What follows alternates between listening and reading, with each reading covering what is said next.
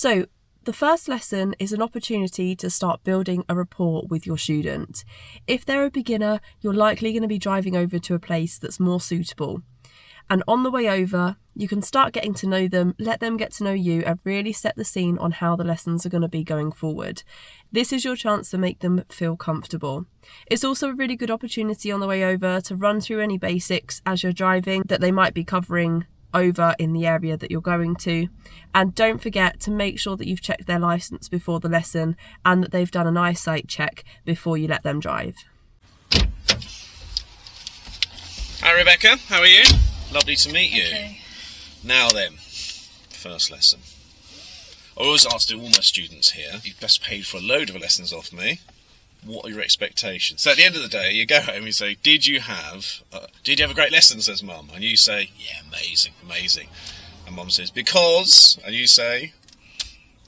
I just want to be able to move the car, I think. Just want to be able to move the car. Yeah. Okay. Well, we'll build up to that, won't we, on that? Yeah. What we're going to do, though, is we're going to drive somewhere quiet. So what I don't want is any clutter in class, because what we're going to do today is kind of learn control of the car. Yeah. So what we'll do, I'll drive over there, of course, so don't worry. That's good. Now, never driven before. No. You have driven a bicycle, I think you read in your notes you have, so you've got a little bit of awareness of road, what side of the road we drive on, Yeah. and you've got an idea what gears are and things like that. I like to think so. Yeah, fantastic. So, here's a thought. How are you feeling about this moment about driving now? Let's say 10 is super confident, 1 is kind of the other end of the scale. Where are you? We're going to be driving over, you will be doing a bit of driving later. How do you feel about it? Maybe about 5.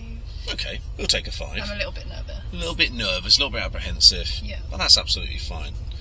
You're not the first person to feel a little bit apprehensive about driving, so really don't worry about it. Okay. We'll move off there and we'll go at your pace as well. So I better put my glasses on for this. So we're going to move off then. And have you started your theory work yet? I've had a look. Get it done as soon as you can. Okay. It really helps with the learning process, and once you've passed it, it basically means you can book a driving test and you've got 2 years. That's not going to be the issue, it's not going to run out, but the thing is, getting driving tests at the moment is an absolute nightmare. Okay. So we need to get you in the system. The chances are we'll probably be bringing it forward. Okay. With all probability. We'll see how it goes.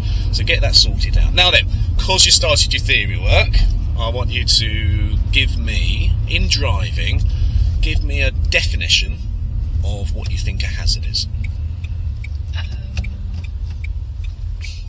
Maybe like something that will make you stop quickly. Something that will make you stop quickly, a crash, an accident, a child running out, a dog, whatever. Yeah, everyone says that. Very dramatic. Okay. Very, very dramatic. All it is a definition.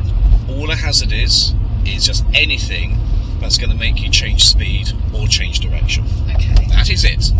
So when you think about it, all we're doing with driving is going from hazard to hazard to hazard. So here comes a roundabout, I'm slowing it down, I'm dealing with the hazard, moving on to the next one, turning right, stopping for a zebra crossing, whatever. So all driving is, when you think about it, is going from hazard to hazard to hazard, dealing with it with a, what we call a hazard routine. So the roundabout is a hazard? Absolutely, because it's a change.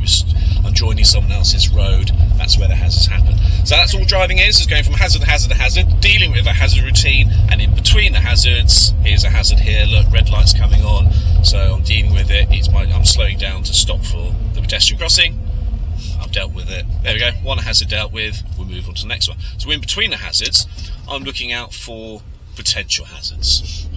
Very simply, things that will potentially change my speed or direction. Okay. The car pulling out of there, maybe someone walking across, or whatever it is. That is it. Okay. That's simple.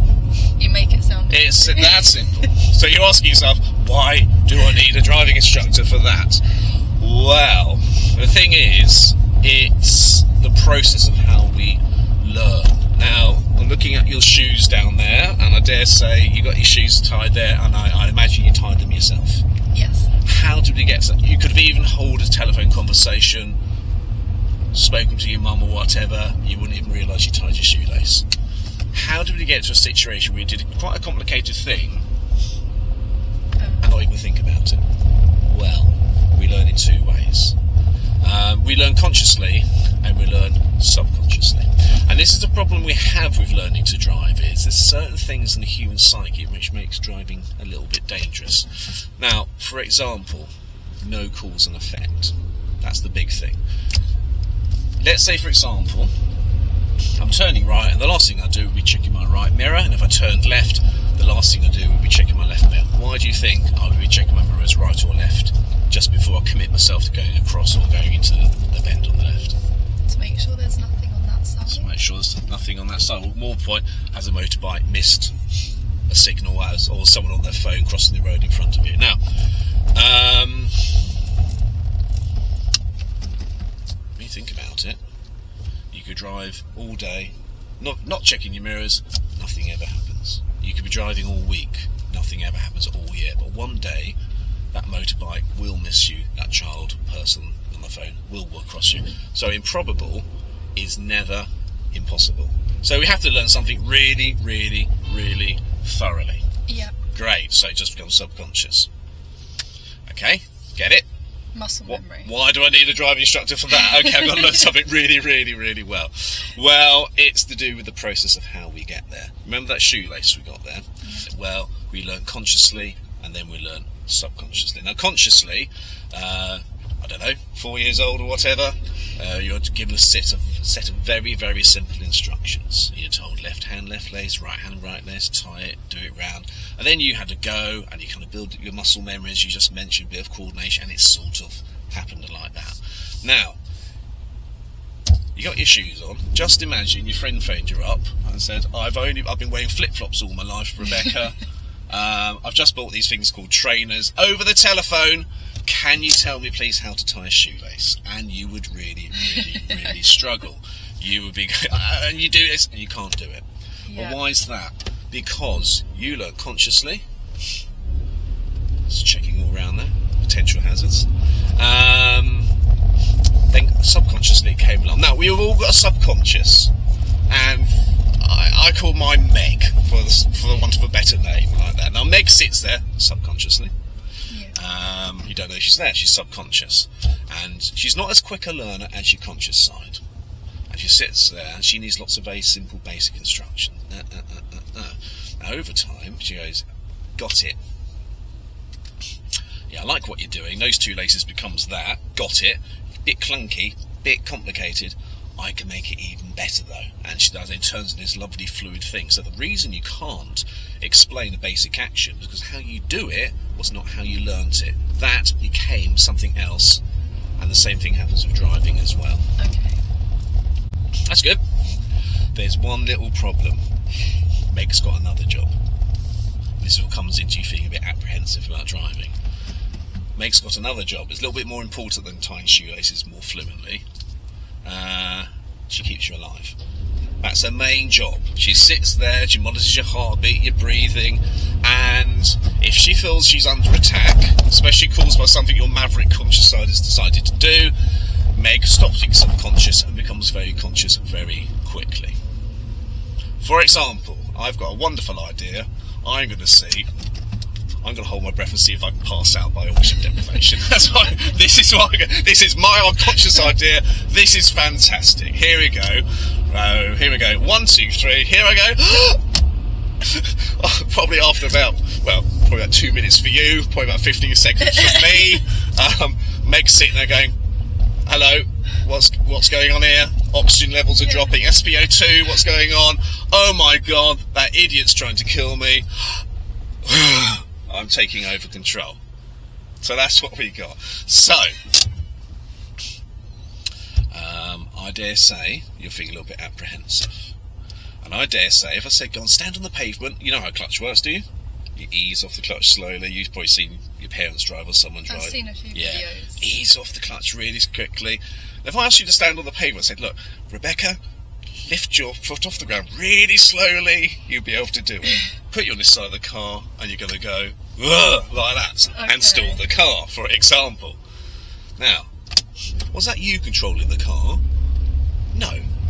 Meg came along and go, oh my god, it's a ton of metal, I'm really scared about this, oh my god, do something, and we react to that. What it actually is if you want to get all scientific about it, you're actually powering up your sympathetic nervous system, actually a fight or flight response. Your body thinks it's under attack, gets a little bit confused because it hasn't really evolved with cars that well, and it's fight or flight, do something, freeze, all those reactions. So therefore, Meg is only going to learn when she's calm, watching calmly, watching a conscious side to learn. Because all we're doing consciously is building up a life pattern for Meg to come along and build it and do it nice. So if Meg's upset, you're not going to learn a thing.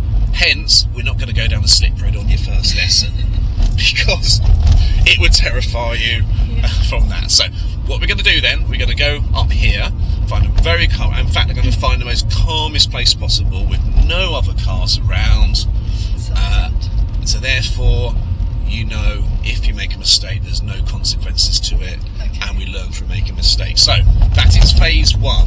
Phase one, learn control of the car. Okay. Essentially today, you're not a driver, you are learning to operate a machine. I don't want anything around, it's literally 4 metres by 2 metres, how do I start to work it? That's phase one. So we're going to up here, turn left.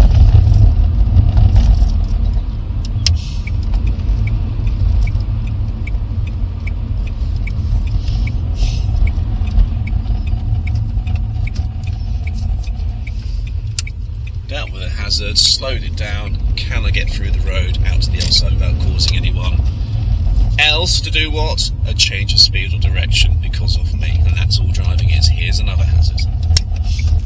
We'll put it off on the left hand side then. Really nice quiet road. I can't find a quieter road than this, even on a Saturday. And where should we pull over? Where's safe and convenient, do you think? Here? Yeah. Okay.